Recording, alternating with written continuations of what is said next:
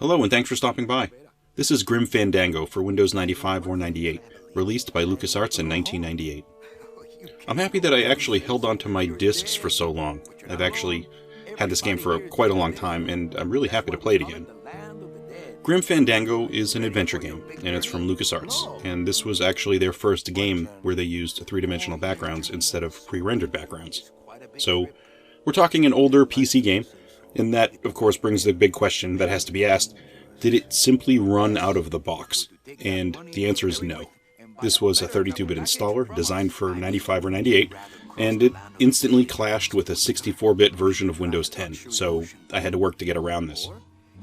Someone out there built a custom setup for the game and a custom startup file. I found this unofficial installer and then this unofficial launcher, and I got further into installing the game, but I still couldn't run it. So I guess I could have tinkered with this one longer to get it to run, but honestly, I bit the bullet and made it easy on myself. I downloaded and installed a program called ScumVM, and all I did was copy my disk files to the right folder, and then it ran. It was pretty much instant compatibility. This is actually probably going to help me run all my other LucasArts games. I have a bunch of games from this manufacturer, like X-Wing and other things, Loom, stuff like that. I'll get to those eventually. In this game, you play a character named Manny, and you're a Grim Reaper. You exist in the land of the dead, and your day job is to get people to the afterlife by selling them travel packages.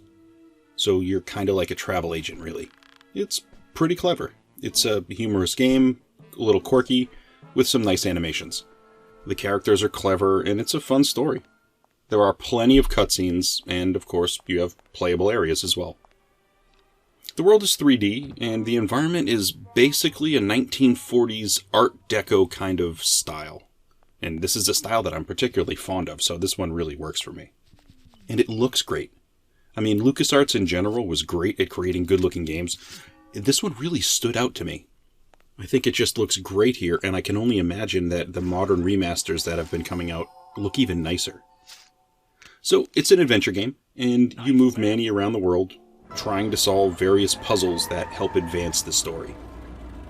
Generally, games like this aren't time-bound, and in most cases, you can really just spend tons of time wandering around just trying to figure stuff out. This came out during the really early days of the internet, and there were not a bunch of resources out there for you to get hints. You could just wander around forever trying to figure out what you're supposed to do next. These games were never designed to be open-world experiences. You're going to find yourself limited to a very specific area until you solve all the related puzzles that help you advance the story to move on. And that's sort of how the game goes. It's a game you play to unwind a story. Hopefully it's a story that you find engaging enough to progress. I certainly do. In this one, you work for the Department of Death, and you basically uncover some sort of corruption in the DoD, and you're trying to uncover the truth. From there, the game unfolds like a noir movie from the 40s. It's in the environment, it's in the style, and it's in the story. After the first main section, you're actually going to find yourself in a sort of Casablanca-like setting. And if you're familiar with that movie, I think you'll find that there is a fairly direct connection to be made. It's really cool. This game was remastered for a few different modern systems, and based on some of the long plays that I've seen online, looking at the times, this game should be beatable by maybe 4.5 to 5 hours, but I gotta be honest, that's by somebody who knows how to play the game. That sort of timing, that's like a speed run. If you played this game without looking for advice and cheats to get through the different areas, I'm willing to bet this game would take 3 to 5 times as much time as that.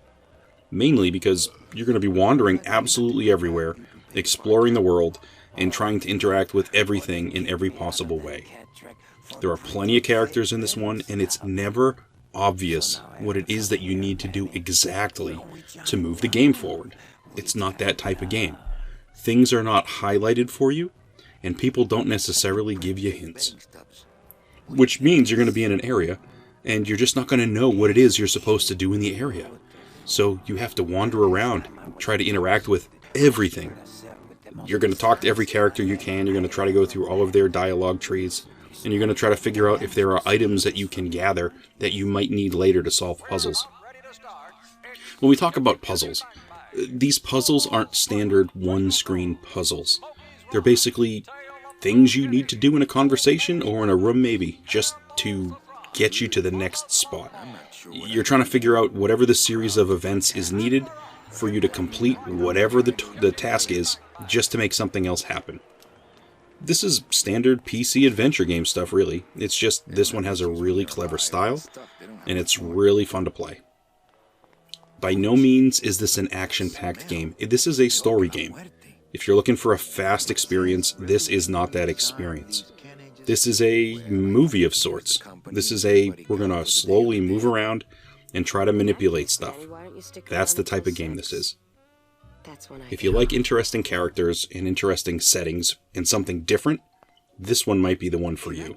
It's a lot of fun, it's super stylish, and it's very clever. I've beaten this game before, and I'm probably about a third of the way through it now. I'm going to finish this one out. It's that much fun.